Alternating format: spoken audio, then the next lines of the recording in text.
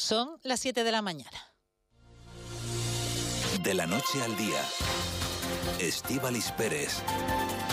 ¿Qué tal? Muy buenos días, es viernes 25 de abril, saludamos a quienes ya nos siguen a través de la pantalla de la televisión canaria. Quieran o no, el próximo lunes las comunidades autónomas tendrán que escuchar los criterios que van a marcar la acogida de menores migrantes en cada uno de sus territorios. Anselmo Pestana, delegado del Gobierno, tiene claro cómo debe hacerse. Bueno, lo que he visto también desear es aclarar, por declaraciones que también han hecho esta mañana, que bueno, que la solución está en el artículo 35 de la ley, ¿no? La próxima semana tenemos conferencia sectorial, es importantísimo que en ella se alcance un acuerdo de distribución, que tiene que alcanzarse, como saben, por unanimidad, si no se establecerán los de la ley. Y esto habiéndose cumplido el plazo para que el Estado asuma la responsabilidad de los niños y niñas solicitantes de asilo. El vicesecretario de Política Autonómica y Municipal del Partido Popular, Elías Bendodo, le recuerda al Gobierno cuál es su deber. Desde el Partido Popular exigimos urgentemente al Gobierno que cumpla con sus compromisos y que deje de tomarle el pelo al conjunto de los canarios. Urgentemente, los 100 millones de euros que se comprometió, no ha llegado ni un céntimo. En segundo lugar, atender a los más de 1.000 menores con derecho de asilo en base al auto del Supremo del 26 de marzo. Y en tercer lugar, del Partido Popular exigimos la activación de Frontex. Ni uno ni dos, son 22 concejales y concejalas que dicen adiós a Nueva Canarias, adiós Román Rodríguez y hola Teodoro Sosa. ¿Cuántos más? Lo iremos viendo. El sector renovador no ve ni traición ni transfugismo. No hay traición cuando tú no abandonas tus principios, porque tenemos nuestros informes, sí. Dicen el dicho que a la guerra hay que ir con pistolas, ¿verdad? Pues ese es el resumen. Tendremos para defendernos también, porque no permitiremos que nadie enmascare lo que fue una coalición electoral. Luis Campos de Nueva Canarias insiste en que devuelvan lo que es suyo. Se presentaron a estas elecciones no en nombre del Espíritu Santo, sino de Nueva Canarias y, por tanto, vamos a reclamarles esas actas. Eso de que haya paz en las instituciones en las que conviven, los que se quedan y los que se van, pues veremos cuánto dura. Bueno, son algunos de los asuntos que nos llevarán hasta las 10 de la mañana aquí en el programa de la noche al día, en la Radio Pública Canaria, en este viernes, mucho ya pensando en el fin de semana, así que, ¿por qué no?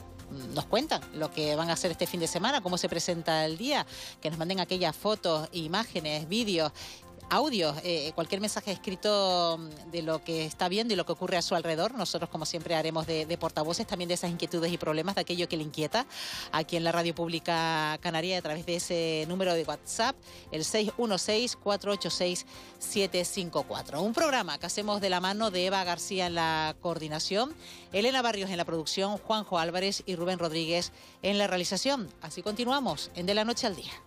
De la noche al día, Estíbaliz Pérez. Viernes 25 de abril, pero hay más noticias. Caja 7 te ofrece los titulares del día. Eva García, buenos días. Muy buenos días, Estíbaliz. Un grupo de migrantes se ha atrincherado en el centro de acogida en Tenerife. Ubicado en la antigua cárcel Tenerife 1, en la capital tinerfeña, y en protesta, al parecer, por el traslado de una menor declarada en desamparo. Fuentes policiales han confirmado a la agencia EFE el incidente que comenzó sobre las 7 de la tarde, aunque no han precisado si se han producido detenciones o los motivos de esa protesta. Enseguida nos vamos a acercar hasta allí. Este centro de acogida de migrantes está gestionado por Cruz Roja y la gestión de esta organización fue motivo ya este jueves de una protesta de varios de los usuarios que han denunciado que soportan malas condiciones. Hablan no solamente de malos tratos y de acciones racistas, sino que hablan de cosas más escalofriantes que creo que van en contra de la Declaración Universal de los Derechos Humanos y van en contra de estos valores que la Unión Europea dice defender, que son torturas, porque lo dicen ellos, lo tengo grabado, y también vejaciones, y mucho más grave, de que les están quitando sus hijos sin su consentimiento.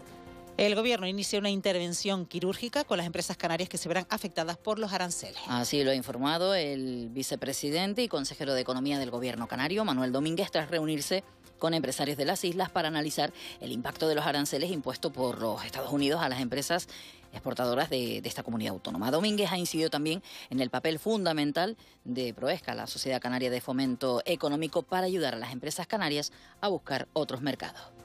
Estamos intentando llevar medidas muy quirúrgicas de manera individualizada con cada una de las empresas, porque nada tiene que ver una empresa que exporte vino con una empresa que exporte quesos o con otra que exporta pescado, porque sus costes son distintos, porque quizás puedan tener la oportunidad de distribuir el exceso de costes de los aranceles impuestos por Estados Unidos en el resto o no.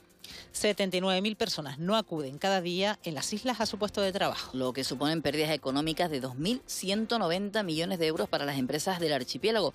Son algunos de los datos que se han expuesto en el foro El Desafío Invisible, causas, impactos y soluciones del absentismo laboral que ha organizado esta casa, la Radio Canaria, una jornada que ha girado en torno a este fenómeno que en Canarias se sitúa en el 8,4% por encima de la media nacional.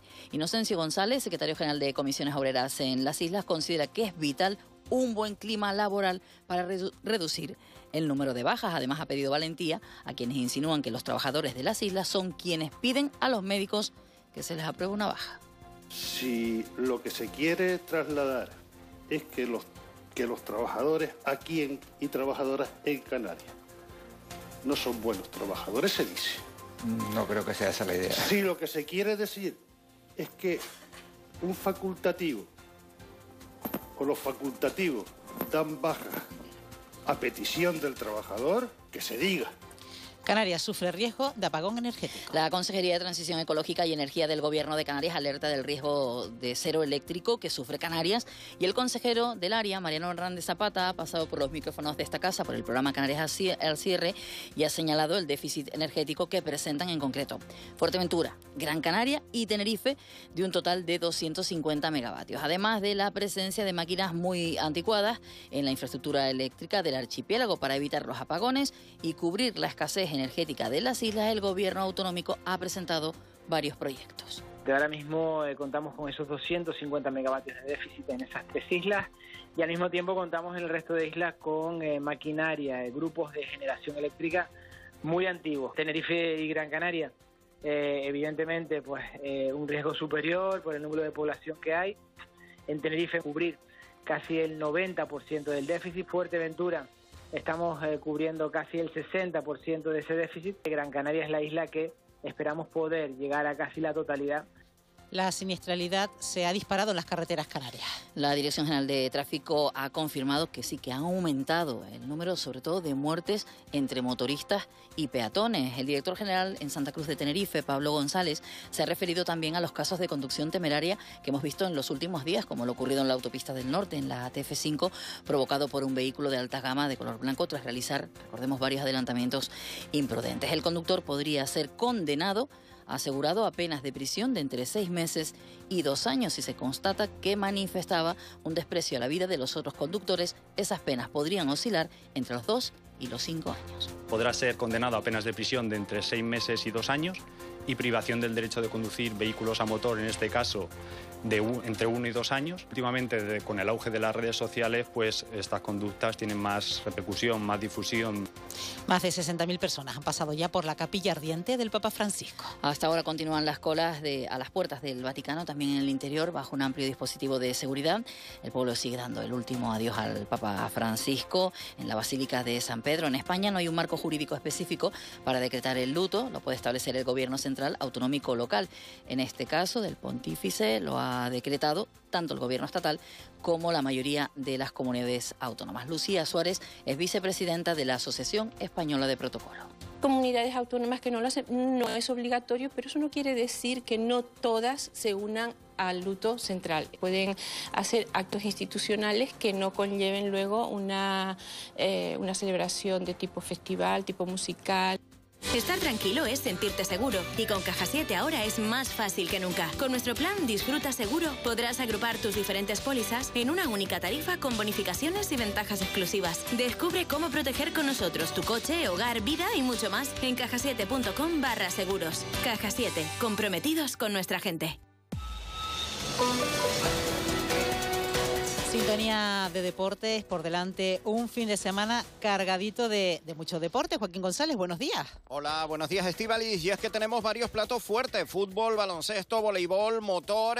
Empezamos por motor, ya que tenemos en marcha el Rally Islas Canarias, valedero para el Campeonato del Mundo y que ha traído a Gran Canaria a las grandes figuras del mundo de los rallies, por lo que estamos hablando de una cita histórica para nuestro archipiélago. En voleibol arrancan hoy las finales de la Superliga masculina y femenina, ambas con participación canaria. Son series al mejor de 5 partidos con factor cancha a favor de los nuestros. En categoría femenina, el Heidelberg recibe a partir de las 6 a la Barca Menorca en el pabellón Miguel Solaesa, y en categoría masculina, el Guagua se medirá en el Arena al Soria. En fútbol no tenemos liga en primera división este fin de semana porque mañana se disputa la gran final de la Copa del Rey entre el Fútbol Club Barcelona del tinerfeño Pedri González y el Real Madrid del gran canario Raúl Asensio. Donde sí tenemos liga es en segunda división. El Club Deportivo Tenerife recibirá el domingo al Eibar en el Heliodoro Rodríguez López. Hoy se ejercitará el conjunto blanquiazul y ofrecerá además rueda de prensa su técnico Álvaro Cervera.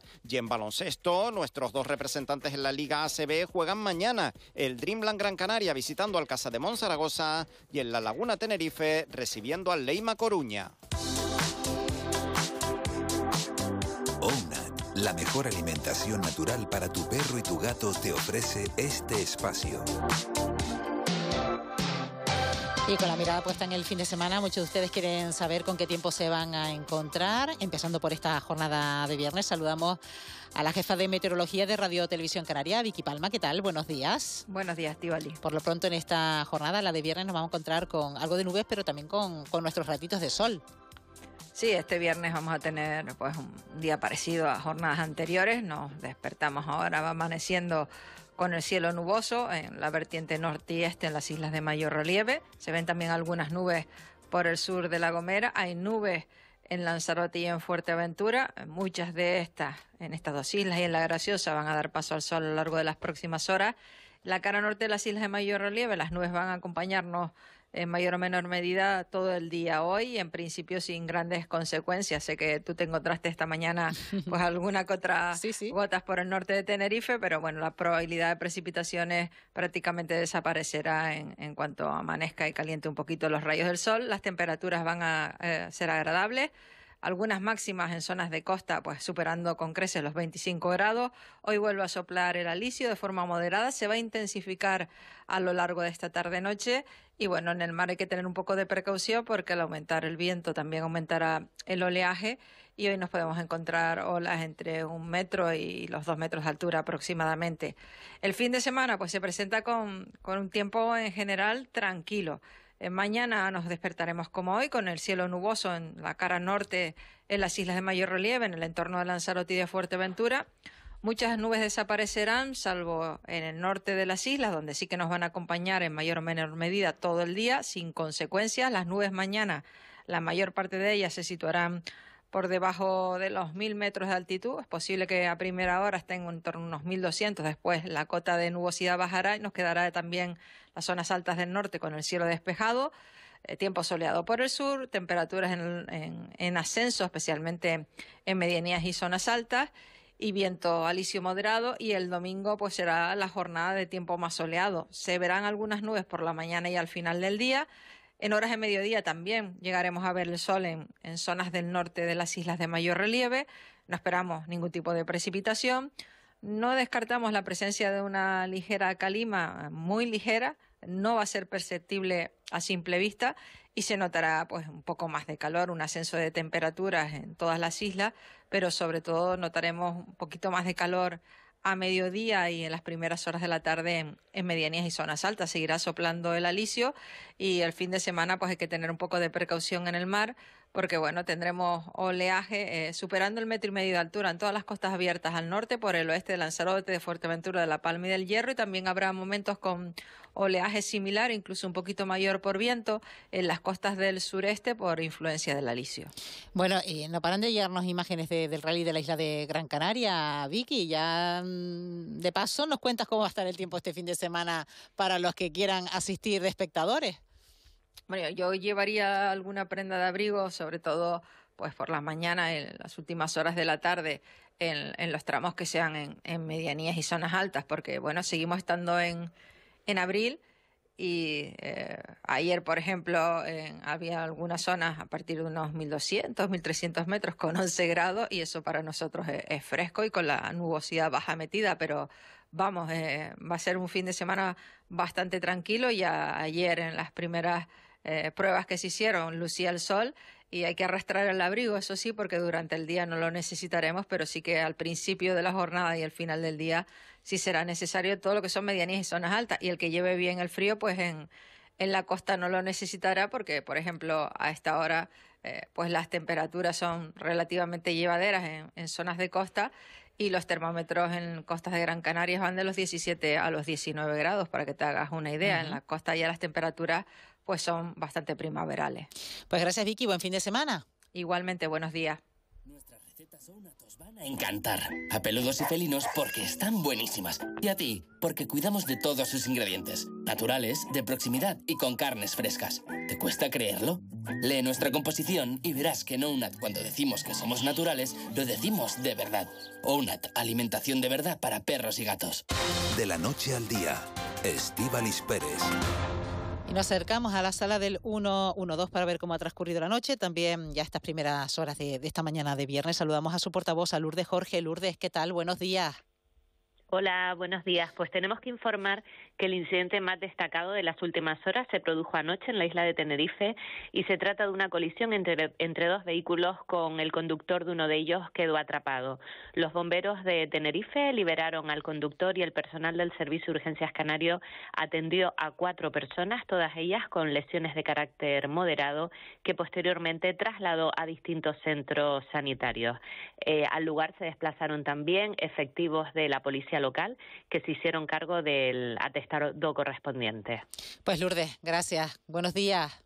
Gracias a ustedes, buenos días. Pues precisamente miramos a la carretera. Eva, es viernes, a ver qué nos encontramos. Bien, la TF5 algo de tráfico, el habitual de esta hora. Hoy un poquito más cerca de La Laguna, a partir de Tacoronte, donde se nota esa retención. Tráfico lento, hasta aproximadamente el aeropuerto, insistimos, sentido La Laguna. En la TF1 algo de tráfico también entre San Isidro y Las Chafiras, sentido sur. Y luego en Gran Canaria nos vamos a la Gran Canaria 1, desde Las Terrazas hasta el Calero, en ambos sentidos de la vía, también intensidad de tráfico a esta hora de la mañana, tanto sentido sur como sentido Las Palmas de Gran Canaria. Y nos vamos a quedar en esa isla, en Gran Canaria, Estíbaliz, porque desde ayer hay cortes en la vía. Hoy le toca los tramos de la zona de Valsequillo y Telde, va a afectar a la Gran Canaria 800, desde las 5 de la mañana hasta las 5 de la tarde habrá cortes en estas vías. Ya por la tarde también Valle Seco Artenara afecta a la Gran Canaria 21, aunque los cortes son desde las 5 de la mañana a las 5 de la tarde, y el tramo La Aldea Mogán. Eso para este viernes.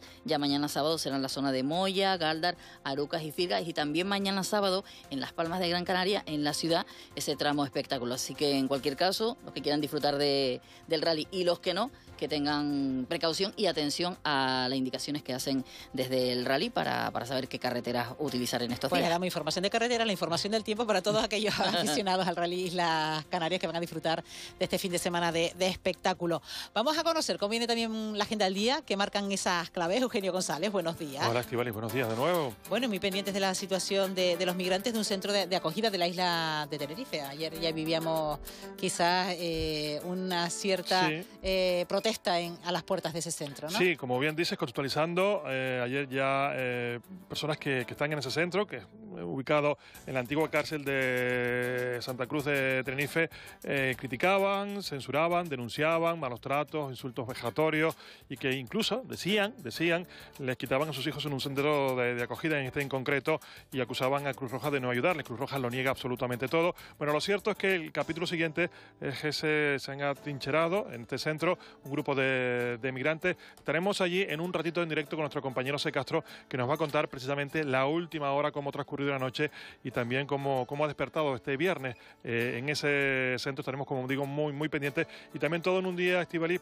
donde se va a hablar también de migración, porque el presidente de Canarias, Fernando Clavijo, se va a reunir con el líder del Partido Demócrata Europeo, Sandro Gozzi, y la eurodiputada del PNV, Ollane Aguirregoitia, y van a intervenir en un foro que se llama Tendiendo Puentes, nunca, mejor dicho, y más necesario que ahora, construyendo el futuro, una agenda europea para la migración. Donde se rompen puentes en Nueva Canarias. Sí, se rompen Aquí estamos buscando símiles por todos lados hoy, ¿no? Muy bien traído. Se hunde parte del puente de Nueva Canarias porque ayer 22 concejales de Nueva Canarias en 7 municipios de Gran Canaria, pues como saben, aquí les hemos contado, han presentado de manera oficial su renuncia a seguir militando en el partido. Hoy, evidentemente, estaremos muy pendientes, vamos a ver cómo queda la realidad, porque desde Nueva Canarias reclaman ese acta de los concejales, porque dicen que fueron votados bajo las siglas de Nueva Canarias. En un ratito estará en este programa Óscar Hernández, que es el alcalde de Agüimes y uno de los portavoces de este nuevo proyecto político, y les preguntaremos sobre la realidad y si todavía falta más por irse de Nueva Canarias o cómo ven ellos la situación. Ya decíamos antes que todavía queda tiempo para las próximas elecciones, y en ese transcurso podría pasar todavía más cosas. Y sabe también el nombre, que todavía no se sabe el nombre de la nueva formación política. Y dentro de la política, pero ya quizás en el panorama nacional, pues los partidos a la izquierda del PSOE pues se plantean su futuro. Sí, y la situación alguien decía en su momento, creo que era Susana Díaz, que había que coser el PSOE. ¿Te acuerdas cuando hubo aquella división interna dentro del PSOE? Susana Díaz utilizaba el verbo coser, ¿no? Pues un poco, no sé yo si hay que coser la izquierda del PSOE, porque la situación está, digamos, complicada. Lo cierto es que Izquierda Unida está dispuesta a concurrir a los próximos ciclos electorales en solitario si no consigue pactos con otras fuerzas de izquierda como Sumar o Podemos, mediante un acuerdo que supere, dicen, los errores del pasado, de modo que se garantice su autonomía plena. Hoy también estaremos muy pendientes de esta situación que va a ocurrir, y todo viene en relación a ese acuerdo suscrito por el gobierno de Pedro Sánchez con Israel, esa compra de balas, que al final ya se deshizo ese contrato porque era la condición que ponía la izquierda para seguir apoyando a Pedro Sánchez. Hoy, el día, como tú comprenderás, Estíbaliz, vendrá muy animadito sobre esta cuestión, y también lo veremos. Pues otra cosa que nos lleva en este caso a la Isla de La Palma, porque ha sido una isla con mucha actividad en estos últimos días, pero este fin de semana mirando al cielo. Qué bien, así más relajadito, apetece. En Puerto Nao, además un lugar muy bonito, en La Palma, allí más de 45 ponentes, entre ellos 8 premios Nobel, que se dice pronto, astronautas legendarios, expertos en inteligencia artificial, ciberseguridad, también científicos, científicas. Bueno, van a estar, forman parte de la nueva edición del festival Starmus, que se inaugura hoy, este mediodía, en la isla de La Palma, en concreto en Puerto Nao, y estaremos también para contar los detalles y sobre todo disfrutando también de esa maravilla que son también los cielos palmeros, Estíbaliz. Bueno, y la curiosidad del día, sorpréndenos. A ver, una pregunta, ¿tú has hecho alguna vez autostop? No. ¿No? Ah, pues yo sí hice autostop mucho en mi época cuando iba al instituto. ¿Sí? Ha llovido. ¿A qué distancia te quedaba el instituto? No, sí, unos 5 kilómetros, 4 kilómetros. Bueno, pues ya es caminar. Sí. Entonces, hacíamos autostop y además hacíamos cola. No voy a dar más detalles. Lo cierto es que la pregunta, ¿es legal? ¿Es ilegal hacer autostop? Sí, es verdad que si eras conmigo, Estíbaliz, que esta imagen de hacer autostop antes se veía más, ya parece que no se ve tanto, ¿no? Bueno, lo cierto es que, como digo, hace muchos años pues era más habitual, y hacer autostop está prohibido en las autovías y en las autopistas, como recoge el artículo 125 del Reglamento General. Allí no se podría hacer, aunque yo he visto haciendo autostop en la autopista. También. ¿Sabes? Y si de lo contrario alguien lo hace, pues te van a penalizar con 80 euros. Si alguien hoy está haciendo autostop en una autovía o autopista, que sepan que si le pillan, pues son 80 euros. Tampoco es mucho una multa, 80 euros, debería ser mucho más. Bueno, digo para el peligro aprender. Que conlleva, ¿no? Sí. Bueno, pues esa imagen del autostop que te la quería traer, porque claro, en algunos momentos cuando no tienes coche, en fin, cuando eres joven, pues socorrido cuando uy, no me traes la cartera. O cuando la guagua tardaba en llegar. Bueno, ahora con la guagua puedes subir casi gratis, ¿no? Pero en otro tiempo no. Y el autostop pues parece que ha pasado a mejor vida. Bueno, y la pregunta del día, Eugenio. Bueno, vamos a preguntar hoy si nos cuesta o no pedir perdón. Y tú dirás, ¿y por qué es este tema hoy, Eugenio? Bueno, pues este tema viene hoy porque ¿te acuerdas que el otro día, creo que fue el martes, Estíbaliz, te conté lo de Cayetana, ¿no? Que se había, que había dado la noticia de que Amaya volvía a la oreja de Van Gogh, y bueno, ella ha pedido perdón por esa equivocación muchas veces. Decir que fue desde la inocencia y la emoción y la convicción de que eso se había contado ya. No quiero decir nada, yo solo quiero pedir perdón, disculpas, perdón 1000 veces. Lo siento en el alma, en el alma, en el alma. O sea, en mí no había más que respeto y cariño hacia ella. Perdón, disculpas, perdón 1000 veces. Bueno, no se ha cansado de pedir perdón. Hay informes que dicen que nos cuesta mucho pedir perdón por aquello del orgullo. Y esta es la cuestión que hoy queremos traer a los oyentes y a los espectadores que ahora nos siguen a través de Televisión Canaria. Si a usted le cuesta pedir perdón, lo hace con facilidad, se lo piensa mucho y nos lo cuenta. Yo creo que pedir perdón, que al fin y al cabo es como quitarte un lastre de arriba, ¿no? Pero también es verdad, Estíbaliz, que tiene que ser un perdón sentido. Eso de, Claro. ¿perdona? No. No, Oye, no. perdona. Cuando digo que te quitas un lastre porque lo haces Sí, sinceramente. claro, porque ese perdón así como venga, perdón, como que no, el perdón hay que pedirlo de verdad. ¿Pide usted perdón cuando se equivoca o cuando considera que se equivoca? Disculpa, sí, no, pues nos lo cuenta en el 616-486754. Perdón si te he molestado en algo, Estíbaliz. No, para nada, para nada. Encantada de tenerte aquí todos los días, Igualmente. Eugenio. Te escucho a la 1. Y yo sigo contigo hasta las 10. Hasta después. Adiós.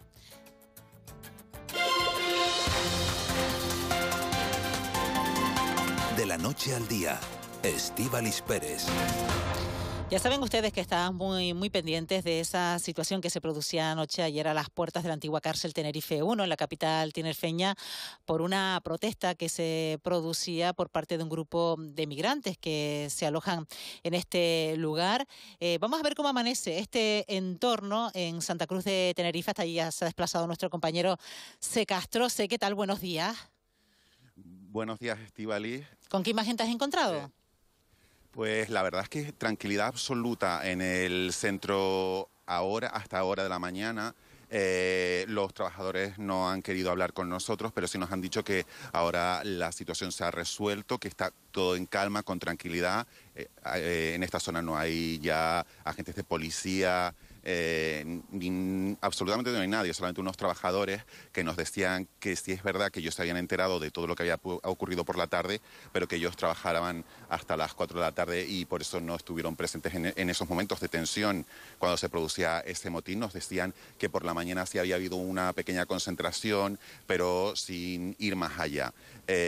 Uno de los vecinos de esta calle nos comentaba que sí, que se enteró de los disturbios, no sé si llamarlos disturbios, sino de este motín a eso de las 7 de la tarde y que la Policía Nacional, también la Policía Local, estuvo aquí como hasta la medianoche, que fue ya en el momento en el que un poco se calmaron las cosas, se calmó la situación y a partir de ahí pues ya volvió la tranquilidad en este barrio. Fue una jornada bastante intensa, Estíbaliz, porque desde primera hora hubo esas pequeñas concentraciones de queja.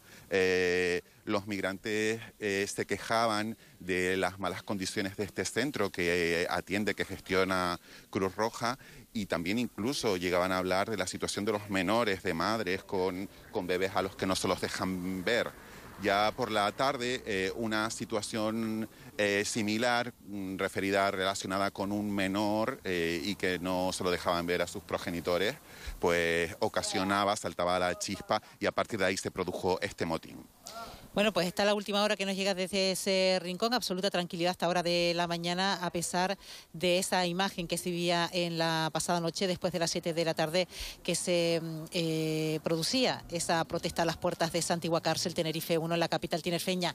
Gracias, buenos días. Buenos días. Bueno, pues aprovechando la presencia que tenemos a través del teléfono del viceconsejero de Bienestar Social, de Francisco Candil, que ya saludamos. Señor Candil, ¿qué tal? Buenos días. Hola, muy buenos días. Bueno, le queremos preguntar por este acontecimiento que se ha vivido. Supongo que al tratarse de la antigua cárcel Tenerife 1, es un centro que es responsabilidad quizás del gobierno del Estado, ¿me lo confirma? Sí. Es un centro que depende del Estado y bueno, lo que ahí habrá acontecido pues estará relacionado con los menores que vienen con familia o que están acompañados con adultos, que no es el caso de los que gestionamos directamente desde el Gobierno de Canarias. Y en ese caso, cuando se habla de que anoche este problema que se daba a las puertas de la antigua cárcel Tenerife 1, al parecer por el traslado de una menor declarada en desamparo, cuando se produce este acontecimiento de que una de las menores o menores de los que viven bajo el techo de este centro de acogida que pertenece al Estado, ¿esto pasa a la tutela del Gobierno de Canarias? Bueno, pues si la menor es declarada en desamparo, evidentemente pasa a la tutela del Gobierno de Canarias, desde ese centro donde está. Pueden haber sido muchas situaciones, la verdad es que me cuesta hacer conjeturas de un asunto que desconozco, pero bueno, se dan a veces situaciones de menores que llegan con adultos, que luego se demuestra que esos menores, que esos adultos, pues no son directamente sus responsables, sus padres, y bueno, con el fin de evitar cualquier tipo de situación contra la que estamos permanentemente en alerta, y entiendo que en este sentido el Estado también tiene que tomar precauciones, de alguna forma tener que verificar, incluso con pruebas de ADN, que existe una relación pues sanguínea, que realmente son sus padres, que realmente tienen una relación directa con la menor. Digo, una vez que se hacen pruebas de ADN, una vez que se demuestra de alguna manera que esa relación no existe, pues se proceden a declarar esos desamparos. Pero insisto, desconozco en concreto el asunto y cuesta hacer conjeturas sobre este tema, ¿no? Pero estos procesos de los que usted habla suelen ser habituales, de que quizás pasado el tiempo, cuando vemos que estos menores van acompañados, resulta que la persona de la que está acompañada no es precisamente su progenitor o progenitora.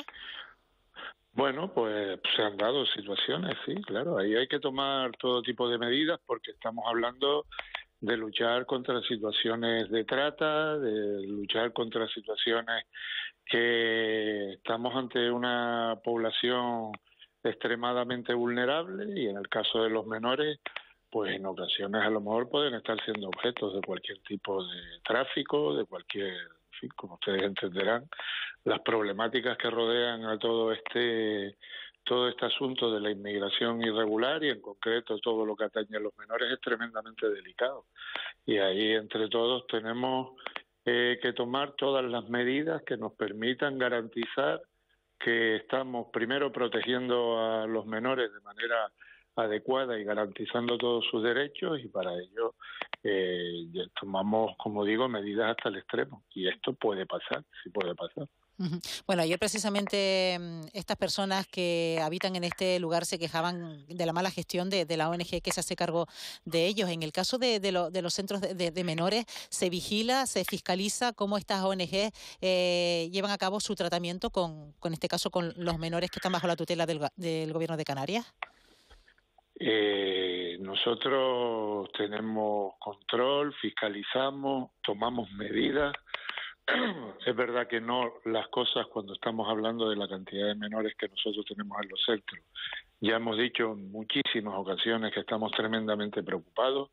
Las condiciones en las que tenemos estos centros sobresaturados no son las mejores, ya lo decimos nosotros, y por eso hemos estado advirtiendo en este último año y medio de la necesidad de tomar medidas a nivel del Estado. Esta es una situación que no se ha vivido nunca en España, y con esta cantidad de menores en Europa. Estamos hablando de centros que, según nuestros propios decretos, no deberían de tener nunca más de 20 menores, y por la situación de emergencia y la situación de crisis migratoria y humanitaria que hemos vivido en este último año y medio, nos hemos visto abocados a tener centros que llegan a tener hasta 300 y en algunas ocasiones más menores. Como ustedes comprenderán, con esta cantidad de niños y niñas en los centros, pues el gobierno no puede garantizar que no sucedan cosas. Sí es verdad que lo que estamos es permanentemente en alerta, y ante cualquier situación que detectamos, intervenir y, por supuesto, ponerlo en manos de la Fiscalía para si se tuviera que derivar algún tipo de responsabilidad de otra índole a nivel judicial, pues se proceda como entienda la Fiscalía que hay que proceder. Bueno, el caso es que 18 días después de la convalidación en el Congreso de los Diputados de la modificación de la Ley de Extranjería, señor Candil, para facilitar la acogida de menores entre la comunidad autónoma, eso es el próximo 28 de abril, se celebra esa primera cita para establecer los criterios sobre cómo será esa distribución. ¿También se podrán establecer esas fechas de los primeros traslados, señor Candil? Eso esperamos. Nosotros vamos desde Canarias, después de esta larga batalla que hemos tenido que tener con el Estado y cuando por fin se accedió por parte del Congreso a modificar esta ley de extranjería, atendiendo a la demanda que había hecho Canarias, y entiendo que razonablemente, y ahora lo que toca es cumplir con el itinerario que marca esa propia modificación de la ley. Y ahora lo que toca es celebrar esta conferencia sectorial para establecer esos criterios. ¿Qué es lo que sucede? Que si no hubiera acuerdo en esta conferencia sectorial, ya la propia ley recoge, ya la propia modificación de la ley recoge que se pondrá en marcha de manera automática un procedimiento por la que el Estado establecerá, en función de unos criterios que vienen establecidos en esa propia reforma, ya el Estado tiene que establecer la derivación de los menores. Es decir, que, señor Candil, que si no me gusta como comunidad autónoma, lo tengo que aceptar. Correcto. Eso es. Así de clarito está en la ley. Con lo cual ahora no es que vayamos a volver a entrar en un eterno debate, no. Ya hay un procedimiento claro establecido en la ley, eso es lo que se ha conseguido, y eso se ha conseguido después de estar una y otra vez y con un trabajo constante y a lo largo de este último año y medio del presidente de Canarias, que ha sido el mejor portavoz que hemos podido tener para defender este asunto ante el Estado.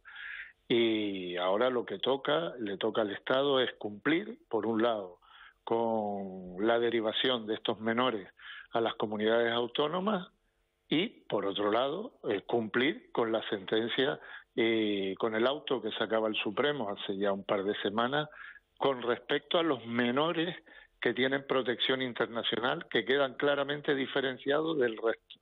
Y en Canarias estamos hablando de otros 1.400 menores que tienen derecho a esa protección. ¿Seguro que quedan claramente diferenciados, señor Candil? Para nosotros quedan diferenciados con una nitidez total y absoluta, clarísimo, porque además lo dice el Supremo, no lo decimos nosotros. Y el Supremo le recuerda al Estado que tiene que darle una respuesta clara y contundente a los menores que han solicitado esta protección internacional y que deben de ser atendidos en recursos del Estado. Eso lo dice el auto. No es una interpretación del Gobierno de Canarias, no. Ha tenido que venir el Supremo para una vez más darle la razón a Canarias y decir que el Estado no puede mirar para otro lado ante los menores que tienen protección internacional. Por cierto, ayer teníamos aquí al coordinador de SEAR en Canarias, a Juan Carlos Lorenzo, confirmando que había ofrecido sus centros al Estado para aliviar precisamente el hacinamiento de sus centros en Canarias. ¿Qué le parece? Sí. Hombre, a mí el trabajo que hace SEAR me parece un trabajo de reconocer, un trabajo que se ha desarrollado durante muchísimos años. Le puedo garantizar que SEAR no es la única entidad que ha ofrecido plazas, somos conscientes, nosotros estamos todo el tiempo y todo el día hablando con distintas entidades, nos movemos a nivel del Estado, no estamos esperando a que nadie nos cuente, a nadie desde las comunidades autónomas ni desde el Estado. Somos conscientes de que hay más entidades que están ofreciendo sus plazas, que están ofreciéndole al Estado dar una respuesta a ese auto del Tribunal Supremo. Otra cosa es que el Estado no quiera asumir lo que es su directa responsabilidad, lo que le ha pedido el Supremo, y estamos esperando a que el Supremo corrija esta situación después de ese auto y que de una vez por todas no haya que seguir explicándole al Estado cuáles deberían o no deberían de ser sus competencias. Dice usted que eso es deber del Estado, pero fíjese usted, lo vamos a escuchar, lo que decía ayer Anselmo Pestana, lo que es deber del Gobierno de Canarias. De los menores. Necesitamos también, porque es uno de los requisitos, que la comunidad autónoma haga su trabajo para poder documentar a los menores, que los menores salgan de Canarias documentados. Decía ayer Anselmo Pestana que es deber del Gobierno de Canarias que los menores deben salir de Canarias bien documentados. ¿Cómo van los procesos de identificación, señor Candil? Yo, en primer lugar, me permiten ustedes que le dé la bienvenida al delegado del Gobierno de Canarias a este asunto, porque en un año y medio no lo habíamos oído. y ahora de pronto parece que se empieza a preocupar. Por lo primero que se tendría que preocupar el señor Pestana es por llevarse a estos 1.000 menores que ya están documentados, que tienen iniciados los trámites de protección internacional y que son su responsabilidad, se lo ha dicho el Supremo. A nosotros no hace falta que nadie nos esté recordando cuáles son nuestras responsabilidades, porque llevamos 1 año y medio fajados en este asunto en solitario. Y el Gobierno de España lo único que ha hecho es incumplir, y ahora incumplir un auto del Supremo que les exige que se lleven a estos menores. Para empezar, se podrían empezar a trasladar a estos 1.000 menores que ya están documentados y que estamos esperando a que haya una respuesta de la delegación del Gobierno. Yo entiendo que el señor Pestana no le haga gracia la reacción de su propio Gobierno ante los asuntos que competen a Canarias, pero en Canarias estamos trabajando desde el minuto 1 por la documentación de los menores. Esto tiene una máxima complejidad y él espero que como delegado del Gobierno lo sepa, porque estamos hablando de menores que tienen que aportar algún tipo de documentación para poder ser documentados. Digo documentación de origen, de sus países de origen. Y esto es altamente complejo cuando hablamos de países de procedencia, en muchos casos africanos, donde los consulados, que son los que tienen que intervenir cuando le pedimos el auxilio, no responden con la rapidez o la agilidad que a nosotros nos gustaría.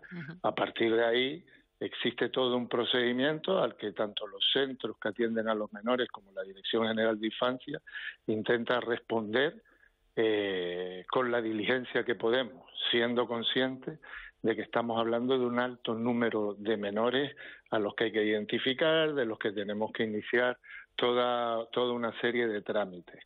En esto, la responsabilidad, que no se olvide nadie, es otra vez del Estado. La documentación, al final, en muchas ocasiones será más o menos ágil, también dependiendo de la respuesta que nos dé el Estado y nos dé la delegación del Gobierno. Pues Francisco Candil, viceconsejero de Bienestar Social, gracias por atendernos, como siempre. Buenos días. Muchas gracias a ustedes. Buenos días. Bueno, pues despedimos prácticamente también a nuestros televidentes de la televisión canaria que han estado siguiendo esta entrevista con el viceconsejero de Bienestar Social, Francisco Candil, y pasamos ya a saludar, porque nos escucha a través del teléfono, a la presidenta.